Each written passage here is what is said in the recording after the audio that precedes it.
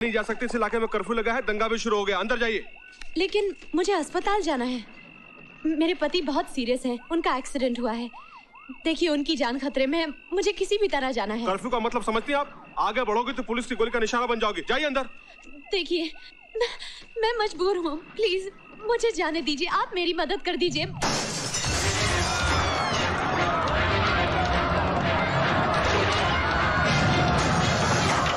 देख क्या रही है, चलिए अंदर जाइए।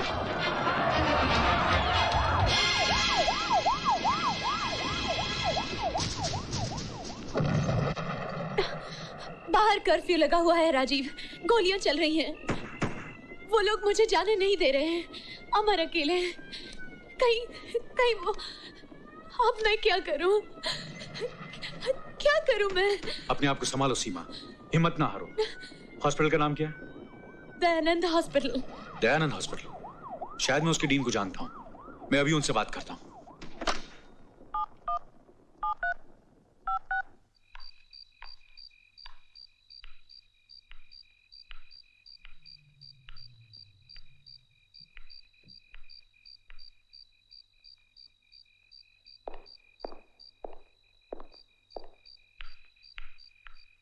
राजीव, बहुत देर कर दी। तुम क्यों? धोखा खा गई ना रामलाल श्यामलाल को देखकर? आए? अगर सारा चमत्कार कपड़ों का ही है तो मैंने सोचा ये भी करके देख लूं। कपड़े पहनकर तो सारे मर्द एक जैसे लगते हैं और ये तुम अच्छी तरह जानती हो, है ना? तुम यहाँ क्या करने आए हो? टेलीफोन पर की हुई अधूरी बात पूरी करने आया हूँ। मेरे नजदीक मत आना, मैं चिल्लाऊंगी। घर पर तो कोई नहीं है। चिल्ला। चिल्ला।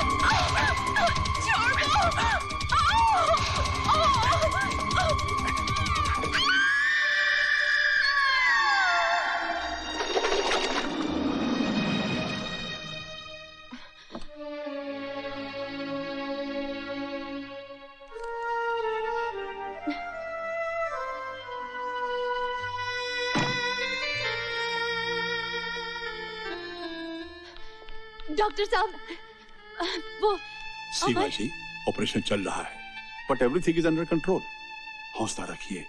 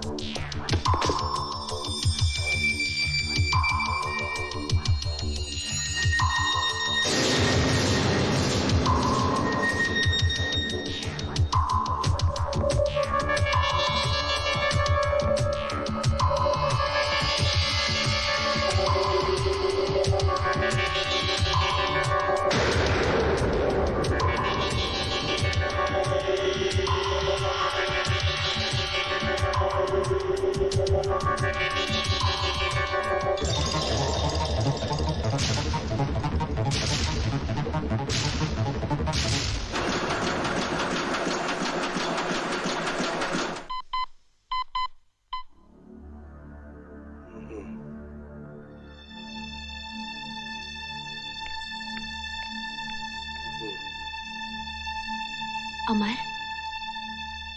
अमर, अमर।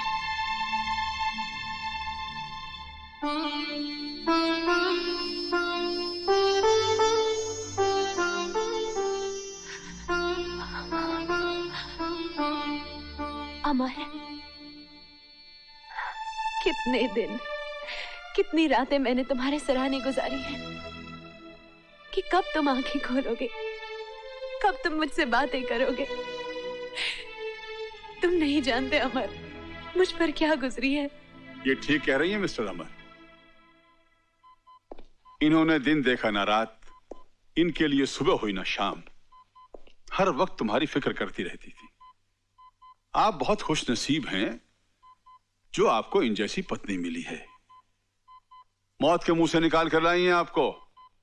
अगर ये मौके पर 5 लाख का इंतजाम ना करती तो आपका बचना बिल्कुल नामुमकिन था। भगवान ने मेरी सुन ली, ये अच्छे हो गए हैं और मुझे क्या चाहिए। जी हाँ, मिस्टर अमर अच्छे हो गए हैं, 2 दिन बाद घर जा सकते हैं। Best of luck. सीमा, इतनी बड़ी रकम तुम कहां से लाई? अमर, मैंने तुम्हें पा लिया है बस। कहां से लाई हूं, कैसे लाई हूं, ये जरूरी नहीं है। लेकिन सीमा, 5 लाख रुपए, इतने सारे पैसे कौन दे सकता है तुम्हें? मौसी ने यहाँ वहां से इंतजाम करके दिए हैं। मौसी ने? हाँ। आओ अमर आओ। अब तुम्हारी तबीयत कैसी है? बिल्कुल अच्छा हो सर। गुड। देखो, एक बहुत इंटरेस्टिंग केस हाथ आया है। इस फाइल को पढ़ लो, अपने नोट्स तैयार कर लो, फिर बात करेंगे। किसका केस है sir? Media tycoon Rajiv Sinha पर मर्डर चार्ज। उसने एक औरत का खून किया है। सब डिटेल्स इस फाइल में है, देख लो।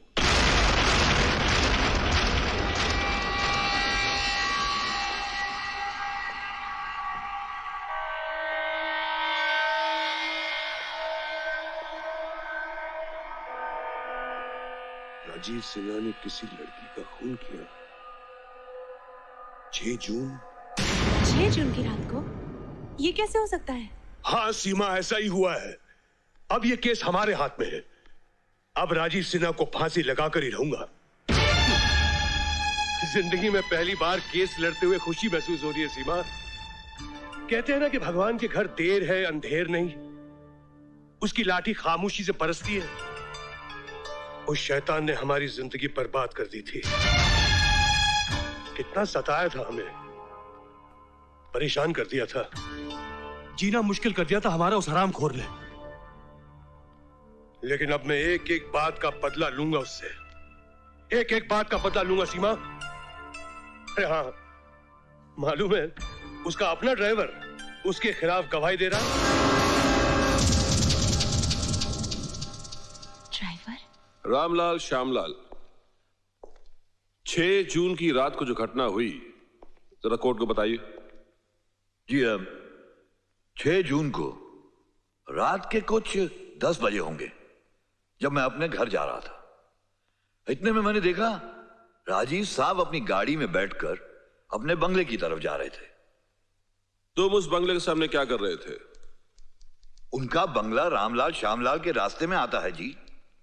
चलो ये मानकर चलते हैं कि राजीव सेठ का बंगला तुम्हारे रास्ते में आता है, पर क्या तुम यकीन से कह सकते हो कि रात को 10 बजे जो गाड़ी बंगले में गई वो राजीव सेठ की थी?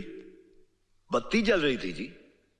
मैं भी आगे बढ़ा, सोचा रामलाल श्यामलाल मौका अच्छा है, सेठ जी से मिन्नत करते हैं और उनसे ड्राइवर की नौकरी फिर से पक्की कर लेते हैं। लेकिन अंदर जाने की हिम्मत नहीं हुई साहब जी। क्यों, क्या हुआ? अंदर एक मेम साहब उनका इंतजार कर रही थी। कौन मेम साहब? जिसका कत्ल हुआ, नीलम मेम साहब। फिर क्या हुआ?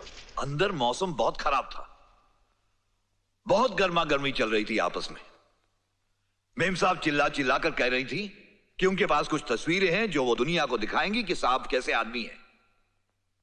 इतने में साहब ने एक जोरदार तमाचा मारा उनके मुंह पर और कहा कि तुम मुझे ब्लैकमेल कर रही हो, मैं तुम्हें एक फूटी कौड़ी नहीं दूंगा। इतने में मेम साहब जोर जोर से चीखने लगी। बस मैं वहां से खिसक गया। मैंने कहा, रामलाल श्यामलाल, ये मौका अच्छा नहीं है नौकरी। सरासर झूठ बोल रहा है ये। योर ऑनर, मैं रात को अपने घर गया ही नहीं था। मैं रात को जा ही नहीं सकता था, क्योंकि 6 जून की रात को मेरे ऑफिस के इलाके में कर्फ्यू था। मैं कर्फ्यू हटने के बाद सुबह गया था। ये आप कैसे कह सकते हैं? आपके पास कोई सबूत है? जी हां, उस वक्त मेरे साथ ऑफिस में एक औरत थी वो भी कर्फ्यू की वजह से बाहर नहीं जा सकती थी। हम दोनों सारी रात एक साथ थे। कौन थी वो औरत? उनका नाम बताने का कष्ट करेंगे आप? उस औरत का नाम, बोलिए बोलिए, रुक क्यों गए? किसी की इज्जत का सवाल है। इज्जत? किसकी इज्जत का ढिंढोरा पीट रहा है वो?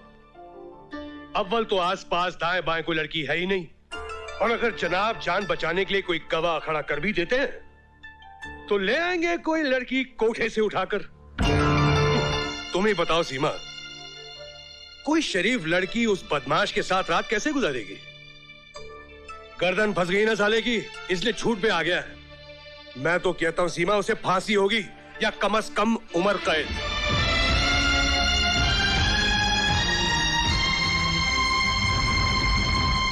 Order order.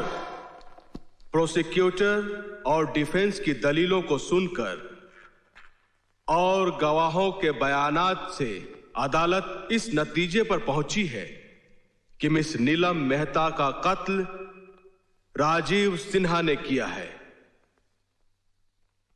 Your honour, yes. फैसला सुनाने से पहले मैं अपने एक गवाह को पेश करना चाहूंगा जो अपनी मर्जी से सामने आ रहा है, और मैं समझता हूं कि वो सारे केस का रुख बदल देगा। इसलिए इंसाफ की खातिर मैं अदालत से अपील करता हूं कि उस गवाह का बयान सुन लिया जाए। Permission granted. सीमा सक्सेना हाजिर हो।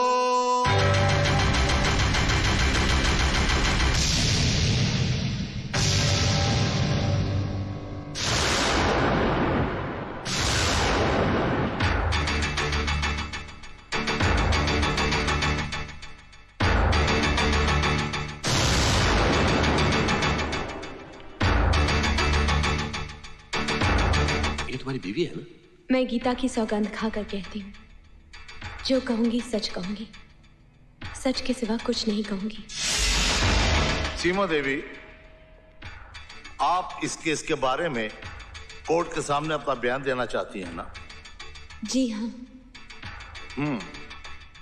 तो फिर आप अपने अल्फाज में कोर्ट को बताइए कि 6 जून की रात को क्या हुआ था। योर ऑनर, 6 जून की रात को कर्फ्यू लगा हुआ था। मैं सारी रात राजीव सिन्हा के साथ थी, सुबह होने तक।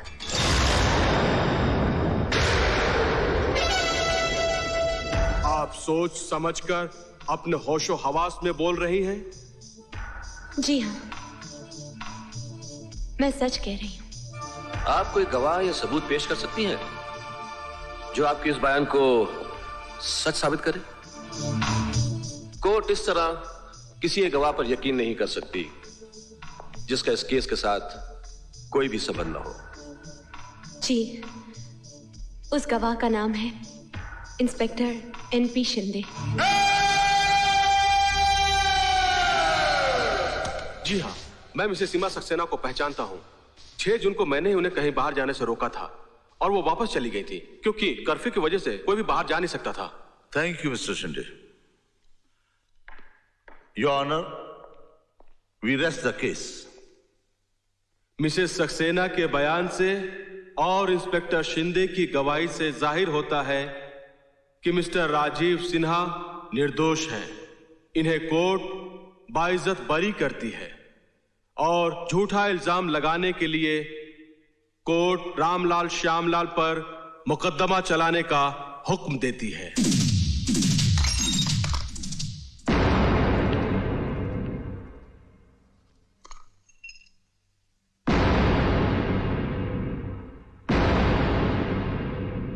तुम्हें यहां आने की हिम्मत कैसे हुई? अपने घर आई हूं। तुम इसे घर कहती हो? अरे ये तो वो 4 दीवारी है जहां झूठ बोला जाता है, धोखे दिए जाते हैं, फरेब होता है, जहां रिश्ते नीलाम होते हैं। अमर, मैंने जो कुछ भी किया तुम्हारे लिए किया है। मेरे लिए? अपनी शराफत और इज्जत का सौदा किया, मेरे प्यार को एक जलील इंसान के हाथों बेच दिया, मेरे लिए? हाँ, तुम्हारे लिए। तुम अस्पताल में आखिरी सांसें ले रहे थे, मुझे तुम्हें बचाना था। पैसों के लिए मैं तुम्हारे भाई के पास गई, अपनी मौसी के आगे हाथ फैलाए। जब और कोई रास्ता नहीं मिला तो मुझे सौदा करने के लिए उसके पास जाना पड़ा। और तुमने सौदा कर लिया, बिक गई तुम, उसके आगोश पे ढेर हो गई, जबकि तुम्हारा पति अस्पताल में आखिरी सांसें ले रहा था। नहीं, ये सच नहीं है। तो फिर क्या सच है? क्या वो सच है जो तुमने मुझे अस्पताल में कहा? क्या ये सच है कि तुमने राजीव सिन्हा से पैसे लिए?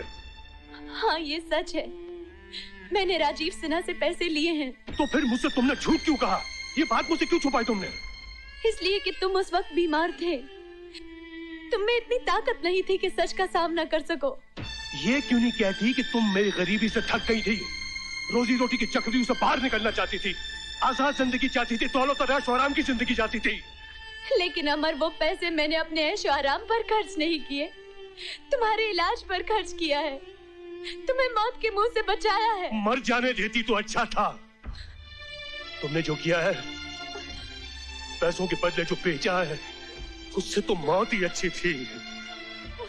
अब तो मैं सोच सोच कर जीते जी मरता रहूंगा, मरता रहूंगा। लेकिन अमर, उसने मेरे साथ कुछ भी नहीं किया, उसने मुझे छुआ तक नहीं। छुआ तक नहीं? उसने कुछ नहीं किया? अरे जिसने तुम्हें हासिल करने के लिए तरह तरह के बहाने ढूंढे, हर तरह की लालच दी, पार्टियां दी, लाखों खर्च किए, उसने तुम्हारे साथ कुछ नहीं किया? नहीं। अरे वो अयाश जो हर औरत को अपनी बिस्तर की जीनत बनाता है, उसके साथ मेरी धर्म पत्नी एक रात गुजारती है और वो कहती है कि उसने मेरे साथ कुछ नहीं किया। हाँ? अमर, मुझ पर विश्वास करो। कहती है कि मुझ पे विश्वास करो। मुझे सारे शहर में एक मजाक बना कर रख दिया। अब मैं किसी को मुंह दिखाने के काबिल नहीं रहा। उसने चैलेंज किया था कि वो एक दिन तुम्हें खरीद के रख देगा। राजीव सिन्हा कामयाब हो गया, राजीव सिन्हा जीत गया और मैं हार गया, मैं हार गया। नहीं अमर, यूं रोकर अपने आप को दुख मत दो। मैं तुम्हारी सीमा हूँ अमर, मैं तुम्हारी सीमा हूँ। नहीं, तुम मेरी सीमा नहीं हो। मेरी सीमा तो बिक गई, नीलाम हो गई सीमा। उसने अपने आप को बेच दिया, साथ में मेरे प्यार का भी सौदा कर दिया। चली जाओ इस घर से, दूर हो जाओ मेरी नजरों से। ले जाओ अपने नापाक जिस्म को यहाँ से। तुम एक नाचने वाली की बेटी हो, जाओ कोई कोठा सजाओ।